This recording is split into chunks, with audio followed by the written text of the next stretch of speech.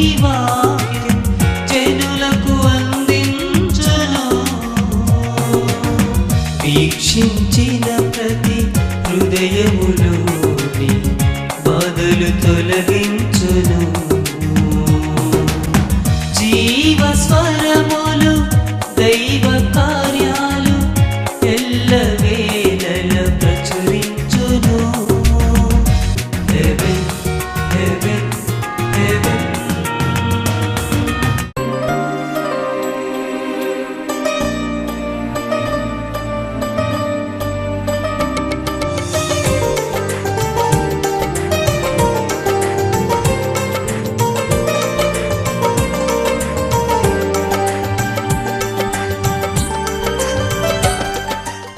దేవుని నామంలో మీ అందరికీ వందనాలండి. మరి ఇప్పటివరకు దేవుడు మనల్ని క్షేమంగా కాచి కాపాడేందుకు ఆయనకు వేలాది కోట్లాది స్తుతులు స్తోత్రాలు చెల్లిస్తున్నాం. ఎందుకంటే దేవుడు గొప్ప దేవుడు, మహా గొప్ప దేవుడు.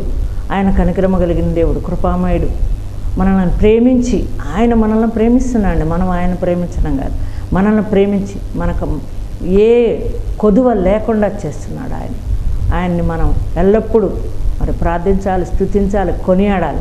అలా మనం మరి ఉండాలి అంటే తప్పకుండా దేవుని యొక్క వాక్యాన్ని చదవాలి, దేవుని యొక్క ధ్యానించాలి, వాక్యాన్ని ధ్యానించాలి. మరి టీవీలో చక్కగా మరి వాక్యం ప్రసారం అవుతుంటే అవన్నీ కూడా మీరు చూడాలని మిమ్మల్ని మరీ కోరుకుంటున్నాను. మరి ప్రతి శనివారం సాయంత్రం 5 గంటల నుంచి 5:30 వరకు వచ్చిన మెసేజ్ మీరందరూ మరి చూస్తున్నారని నేను నమ్ముచున్నాను. ఆ వాక్యం ద్వారా బలపడాలని, మరి అనేక మంది దేవుని యొక్క మరి మార్గంలో నడవాలని, ముఖ్యంగా యవనస్తులకి నేను మరీ చెప్తున్నాను. దేవుని వాక్యానుసారంగా మరి జీవించడానికి ఇష్టపడాలని మిమ్మల్ని అందరినీ మరొకసారి కోరుకుంటున్నాను. మరి అవకాశం ఇచ్చిన దేవదేవునికి వేలాది స్తుతులు చెల్లించుకుంటున్నా. చిన్న ప్రార్థన చేసుకుందాం. పరిశుద్ధుడైన దేవా, ప్రేమ కలిగిన రాజా, నీ పాదాలకు వందనాలు, స్తుతులు స్తోత్రాలు చెల్లిస్తున్నాం. ప్రభా, అయ్యా నా తండ్రి, మరలా ఈ యొక్క సమయం ఇచ్చినందుకు, నీ వాక్యాన్ని బోధించడానికి నాకు ఇచ్చిన అవకాశం కొరకు నీకు వేలాది స్తుతులు స్తోత్రాలు చెల్లిస్తున్నాను. చిన్న ప్రార్థన నా ప్రభా, నాయన బిడ్డలందరూ నాయన ఈ వాక్యాన్ని నాయన అనుసరించి జీవించడానికి నీ కృపను, నీ కాపుదల బిడ్డలకు అనుగ్రహించమని యేసునామములో స్తుతించి ప్రార్థించి వేడుకుంటున్నాం తండ్రి. ఆమేన్. ఈరోజు మనం చరిత్ర సృష్టించిన స్త్రీలు గురించి మనం చూస్తున్నాం. ఈ యొక్క బైబిల్లో మన చరిత్ర సృష్టించిన స్త్రీలు అంటే స్త్రీలు అనేక మంది ఉన్నారు. చాలామంది స్త్రీలు మరి దేవుని యొక్క వాక్యానుసారంగా నడిచి దేవుని యందు భయభక్తులు కలిగి ఉన్న వాళ్ళు అనేక మంది ఉన్నారు. అయితే ఈ యొక్క గ్రంథంలో, పరిశుద్ధ గ్రంథంలో మాత్రం ఇద్దరిని మాత్రమే రాశారు. ఆ ఇద్దరిలో ఒకరు ఎస్తేరు గురించి మనం నేర్చుకుందాం. ఎస్తేరు తన ప్రాణాన్ని కూడా తెగించి మరి తన యొక్క జాతి వారిని కాపాడింది. దేవుని అందు భయభక్తులు కలిగి ఎన్నో కష్టాల్లో నష్టాల్లో ఉండి ప్రజల్ని కాపాడుకుందనమాట. అసలు ఏంటి, ఎవరు ఈ ఎస్తేరు, ఏంటి, మనం దాని గురించి మనం ఆ ఎస్తేరు గురించి మనం తెలుసుకుందాం. ముఖ్యంగా ఎస్తేరు గ్రంథం యూదులకి అతి ప్రియమైన గ్రంథం. ఎందుకంటే ఎస్తేరు యూదుల్ని ప్రాణాపాయం నుంచి కాపాడింది. తన ప్రాణాన్ని కూడా తెగించి కాపాడింది. ఎలా కాపాడింది అనే విషయాన్ని మనం ఒకసారి బైబిల్ గ్రంథంలో చూద్దాం. ఎస్తేరు గ్రంథం 1, 2, 3 అధ్యాయాల్లో ఈ విషయాన్ని గురించి మరి వ్రాయబడింది. ఇది ఎందుకు వ్రాయబడి ఉంది అంటే స్త్రీలు కూడా తన ప్రాణాలకు తెగించి దేవుని యందు భయభక్తులు కలిగి దేవుని వాక్యానుసారంగా దేవుని సన్నిధిలో ఉపవాసం ఉండి ప్రార్థన చేస్తే తప్పకుండా దేవుడు మనకి కార్యాలు చేస్తాడు అనే ఒక దీని గురించి, ఆ నమ్మకాన్ని గురించి ఇందులో మనకి ఎస్తేరు గ్రంథంలో రాయబడింది. ఎస్తేరు గ్రంథంలో రాజు మరి అహష్వేరోషు రాజుగారి భార్య వస్తి, మరి ఎస్తేరు, హామాను, మొర్దెకై, ఈ 5గురు గురించి వ్రాయబడి ఉంది. అసలు రాజుగారు ఎవరు, మరి ఈ వస్తీ ఎవరు, ఈ ఎస్తేరు ఇక్కడికి ఎందుకు వచ్చింది, కొన్ని మాటల్లో మనం దేవుని పరిశుద్ధ గ్రంథంలో నుంచి చూద్దాం. అయితే మరి ఎస్తేరు గ్రంథము 1వ అధ్యాయంలో వ్రాయబడింది. ఏమనంటే అక్కడ అహష్వేరోషు రాజుగా ఉన్నాడు. అక్కడ ఉన్న 127 ఆస్థానాలన్నిటికీ ఆయన అధిపతి, ఆయన మహారాజు అనమాట. ఆయన భార్య వస్తి. ఆయన యొక్క రాజ్యాన్ని గురించి చాలా గొప్పగా చెప్పుకోవాలి. ఎవరైనా సరే మన గురించి గొప్పగా చెప్తున్నారంటే వారికి చాలా అంత ఆస్తి ఉండని, హంగులు ఉండని, అవన్నీ ఉంటేనే చెప్పుకుంటారు. అలాంటి ఈ రాజుగారు ఆయన అహశ్వరోషు అనమాట. ఆయన భార్య పేరు వస్తి. అశ్వరోజు 127 సంస్థానాల రాజులందరినీ పిలిపించి తన రాజ్యంలో 180 రోజులు పండగలుగా జరిపించాడనమాట. జరిపించి తనకున్న మరి బంగారం, వెండి అవన్నీ కూడా అన్నమాట, తనకున్న ఆ రాజ్యంలో ఎంత ఉన్నత స్థితి ఉందో అదంతా వాళ్ళకి చూపించి, వాళ్ళకి ఏది కావాలో అది పెట్టి వారిని బాగా మరి ఒక పండగలాగా చేస్తాడనమాట. చేసి తర్వాత 7 దినములు మంచి భోజనాలు, మంచి ద్రాక్షరసము పెట్టి అందరికీ చక్కగా ఎంతో సంతోషముగా చేస్తారనమాట. చేసినప్పుడు తను ఇది రాజ్యమే కాదు, నా భార్య కూడా చాలా సౌందర్యవంతురాలు, నా భార్య అంటే రాణిగారు వస్తి, ఆమెను కూడా పిలిపిద్దామని చెప్పేసి వీళ్ళకందరికీ చూపించాలని తనకు ఆశ అనమాట. ఇక్కడ ఈ వస్తి అవిధేయురాలుగా మనం చూస్తాం. అంటే రాజుగారి మాటని లెక్క చేయని మనిషి అనమాట. అప్పుడు రాజుగారు అహశ్వరోషు ఏం చెప్తాడంటే రాణిగారి కిరీటము, ఆ రాణిగారి వస్త్రాలు ధరించుకొని సభలోకి రమ్మని పిలిపిస్తారు. అయితే ఆవిడ రాకపోగా ఆగ్రహం చూపిస్తుంది అనమాట. దాంతో అంటే అహంకారం చూపిస్తుంది. అహంకారం అంటే నాశనానికి ముందు గర్వము, అహంకారం నడుస్తుంది అని చెప్పి మన బైబిల్ గ్రంథంలో ఉంది, సామెతల గ్రంథంలో. అలాగే ఇక్కడ ఈ రాణిగారు తను కూడా వాళ్ళ స్త్రీలకు సంబంధించి వాళ్ళకు కూడా మరి ఒక విందు చేసింది. అక్కడ కూడా తన యొక్క ఉన్నత స్థితిని చూపించుకుంది అనమాట. చూపించుకుంది కానీ అయితే రాజుగారి మాట శిరస వహించకుండా దానికి వ్యతిరేకంగా ఉండేటప్పటికి రాజుగారు చాలా చిన్నబుచ్చుకున్నారు. 127 సంస్థానాల అధిపతులు మరి అధికారులు అందరూ అనమాట, మరి జ్ఞానులు మిగిలిన వాళ్ళందరి ముందు, అన్ని వేల ముందు మరి రాజుగారిని, భర్తను చాలా చులకన చేసి తన మాట వినకపోయేటప్పుడు ఆయన చాలా చిన్నబుచ్చుకొని ఉండేటప్పటికి అప్పుడు రాజులందరూ ఇప్పుడు నేను ఏం చేయాలి అని బాధపడుతుంటే అప్పుడు రాజులందరూ చెప్తారు సలహా. అయితే ఆమెను ఇలా మీ మాట ఎదిరించి రాణిగారే ఎదిరిస్తే మరి మా మాట మా భార్యలు కూడా వినరు, కాబట్టి ఆమెను ఇంకా మీ రాణి స్థానంలోంచి తీసేయాలని చెప్పేసి వాళ్ళు సలహా ఇస్తారు. అప్పుడు రాజుగారు ఏం చేస్తారంటే సేవకులను పిలిపించి కన్యకలను అందరినీ, రాజ్యంలో ఉన్న కన్యకలందరినీ పిలిపించి వారికి సుగంధ ద్రవ్యాలతో మంచి శుభ్రమైన వస్త్రాలు ధరించి నా దగ్గరకు తీసుకురమ్మంటాడు. అక్కడ ఈ ఎస్తేరు మనకు వస్తుందన్నమాట. ఎస్తేరు అంటే నక్షత్రము అని అర్థం. అలాగే హెబ్రీ భాషలో హదస్సా అని పేరు ఆ అమ్మాయి పేరు. అసలు ఈ ఎస్తేరు ఎవరు? ఎస్తేరు యూదురాలు అనమాట. యూదురాలు చాలా అందమైన ఆవిడ, తర్వాత అందమైన రూపము కలిగిన ఆవిడ, సౌందర్యవంతురాలు.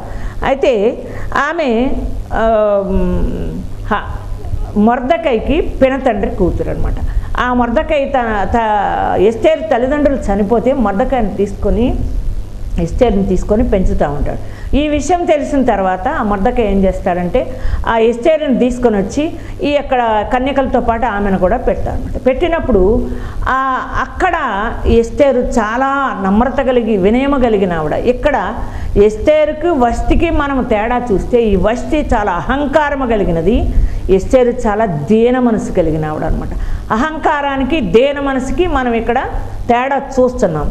అంత రాణిగారైనా సరే రాజుగారి మాట వినాలి ఎవరైనా. అప్పుడు వీళ్ళందరూ ఏం చెప్తారంటే రాణి అయినా సరే ఎవరైనా సరే స్త్రీ పురుషునికి లోబడి ఉండాలి అనే ఒక ఆజ్ఞ పంపిస్తారన్నమాట. అప్పుడు ఏం చేస్తారంటే ఈ వెంటనే అదొక ఆజ్ఞ పంపించిన తర్వాత ఈ ఎస్తేరుని అన్ని మంచి సౌందర్యము కలిగిన సువాసన కలిగిన వాటితో మంచిగా శుభ్రపరిచి అందరినీ నగలతో అన్ని రాజవస్త్రాలతో తీసుకొస్తారు రాజుగారి దగ్గర.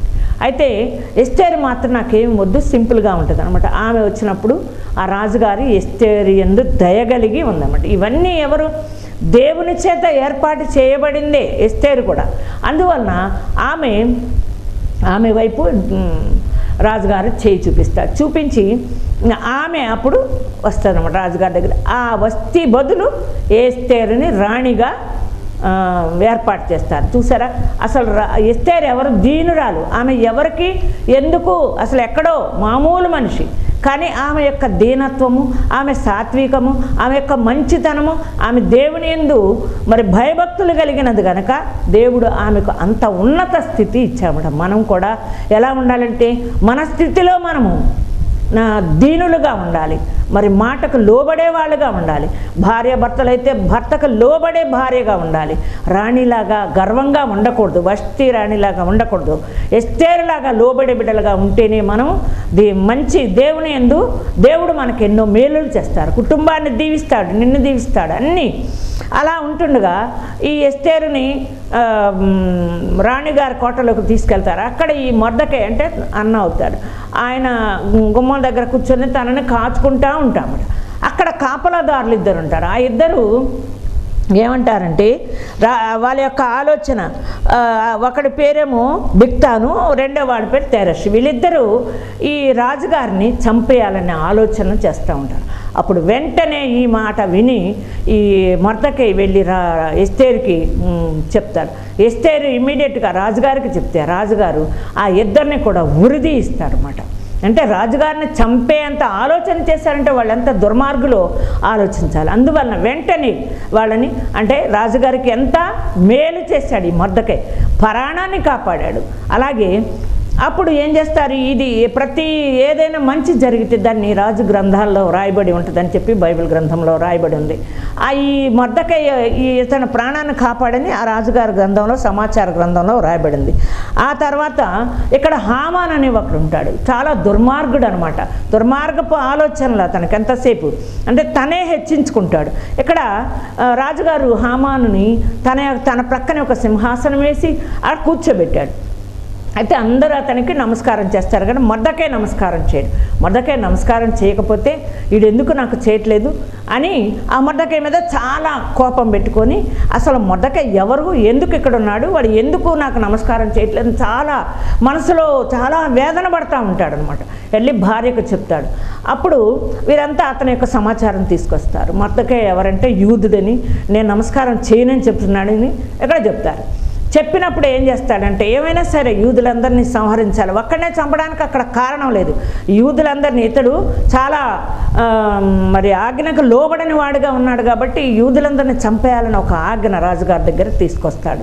ఎప్పుడైతే ఈ మాట మరి అక్కడ ఉన్న యూదులందరికీ తెలుస్తుందో వాళ్ళందరూ కూడా మొర్దెకై దగ్గరికి వచ్చి చెప్పి, అయ్యో మనల్ని అందరినీ నశింపజేయడానికి ఆయన ఒక ఆజ్ఞ తీసుకున్నాడు హామాను, ఏంటి అని అంటే అప్పుడు వెళ్ళి ఎస్తేరు దగ్గర బట్టలు చింపుకొని బూడిద పూసుకొని అక్కడ గుమ్మం దగ్గర ఉంటే, అసలు రాజుగారి గుమ్మం దగ్గరికి వచ్చి అలా బట్టలు చింపుకొని ఉన్న వాళ్ళు రాకూడదు. అలాంటప్పుడు ఆ ఎస్తేరుకు తెలియటాని కోసం ఇలా చేస్తే, ఏంటి విషయం అనంటే ఇలా జరుగుతుంది, యూదులను కాపాడాలి, నిన్ను రాణిగా చేసింది దేవుడు ఎందుకు అని చెప్పేసి అంటే, అప్పుడు ఈ ఎస్తేరు ఏం చేస్తుందంటే, యూదులందరూ కూడా మీరందరూ ఉపవాస దినాలు ప్రకటించమని అక్కడ యూదులందరికీ చెప్తే, వాళ్ళందరూ కూడా మరి బూడిద రాసుకొని గోనె పెట్ట కట్టుకొని మరి మా ప్రాణాలు కాపాడమని దేవుని కొరకు ఉపవాసం చేస్తారనమాట. ఉపవాసం చేయమని ఉపవాస దినాలు ప్రకటిస్తుంది ఎస్తేరు. తను కూడా తన కోటలో ఉన్న ఆ పని వాళ్ళకు కూడా, తన యొక్క చెలికత్తెలు కూడా 3 దినాలు ఉపవాసం ఉండి ప్రార్థన చేస్తారు. ఏంటంటే యూదుల్ని ప్రాణాలను కాపాడమని ఆ దేవుణ్ణి ప్రార్థన చేస్తారు. ఎందుకంటే రాణిగారు కూడా రాజుగారి ఆజ్ఞ లేకుండా ఆయన ముందుకు వెళ్ళకూడదు. ఈ ఆజ్ఞ కొట్టేయాలంటే రాణిగారు రాజుగారి దగ్గరికి ఎస్తేరు వెళ్ళాలి అంటే రాజుగారు పిలవాలి, పిలవకపోయినా వెళ్ళడం ఇక్కడ ఆమె చేసిన త్యాగం అనమాట.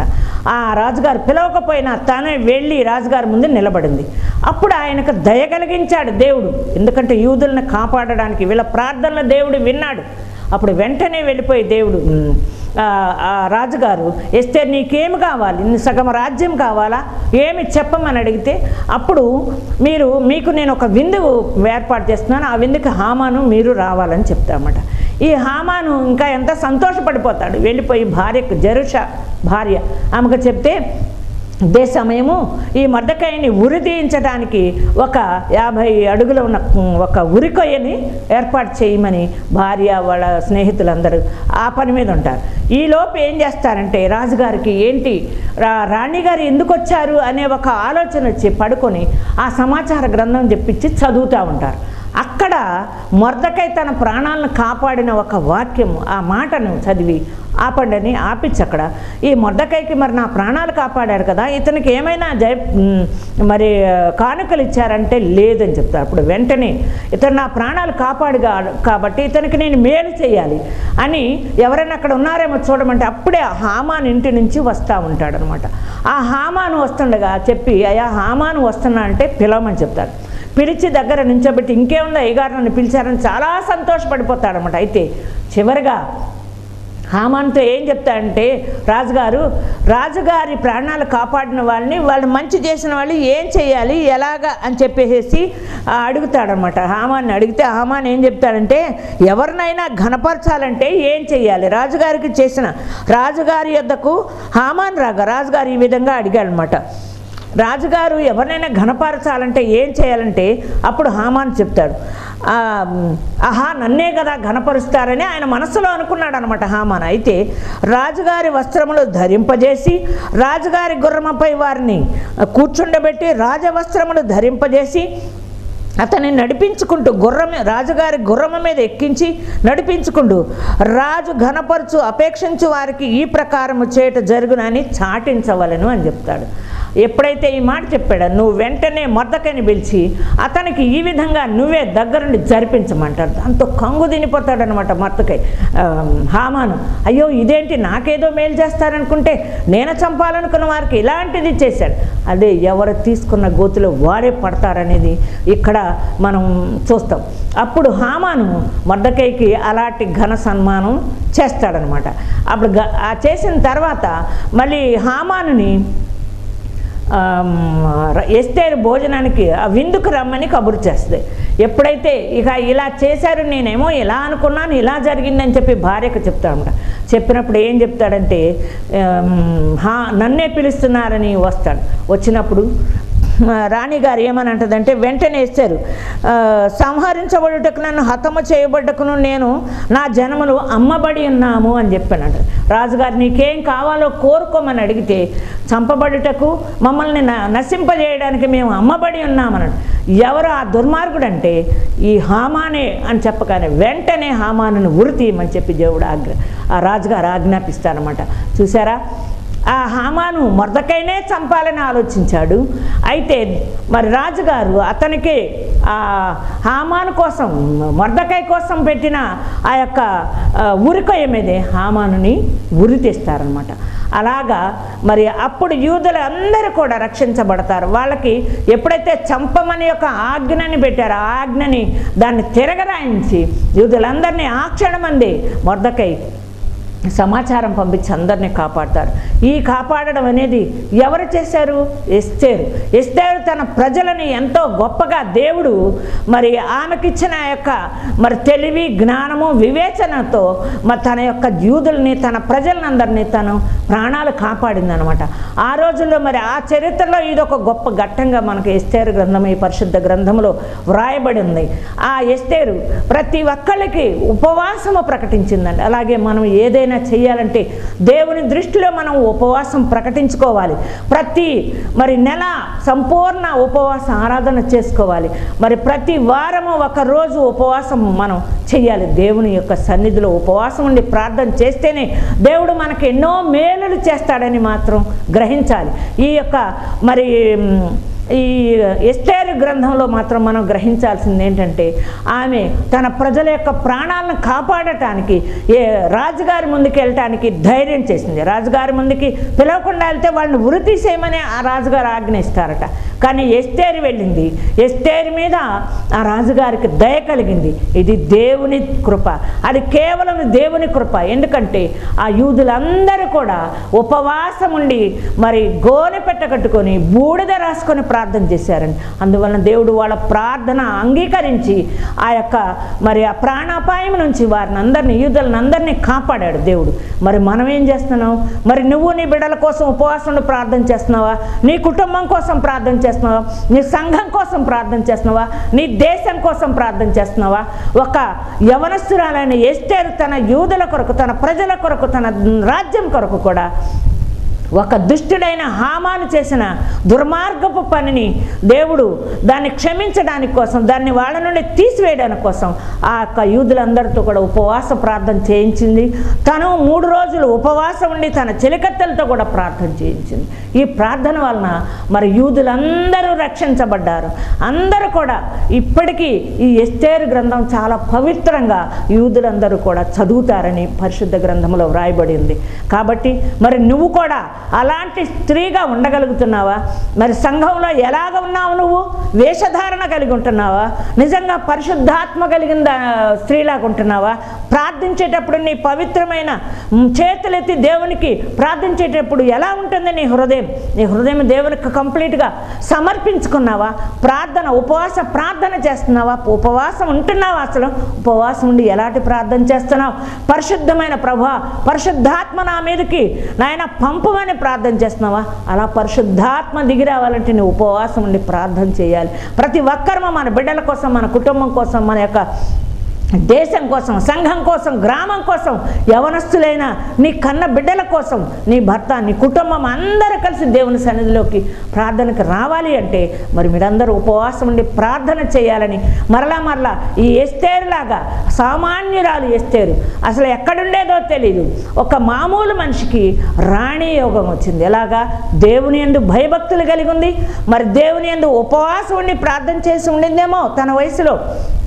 అలాగే దీనురాలుగా మరి ఎంతో దేవుని యందు భయభక్తులు కలిగి, వినయము కలిగి, విధేయత కలిగి ఉంది. దేవుడు ఆమెకు మంచి మరి భర్తని, అంటే రాజుగారు భార్యగా రాణి స్థానము దేవుడు ఇచ్చాడనమాట.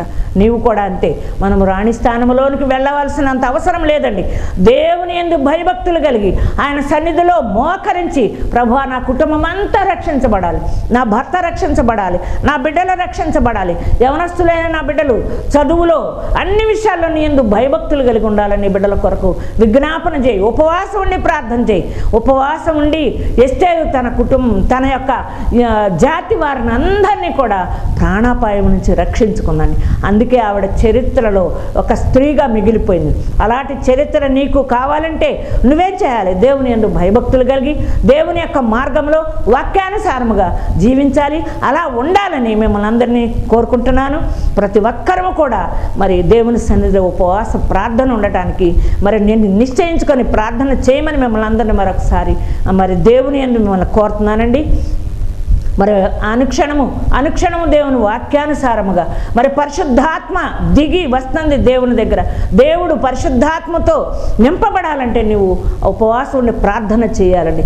ఉపవాసం ఉండి ప్రార్థన చేస్తే నీ మీద పరిశుద్ధాత్మ దిగుతుంది.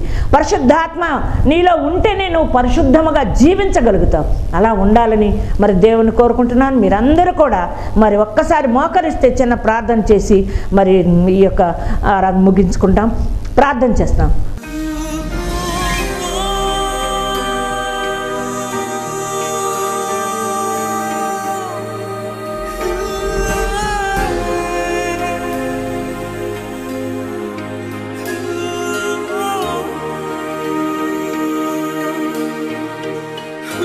పరిశుద్ధుడు అయిన దేవా, ప్రేమ కలిగిన రాజా, నీ పాదాలకు వందనాలు, స్తుతులు, స్తోత్రాలు చెల్లిస్తున్న ప్రభా.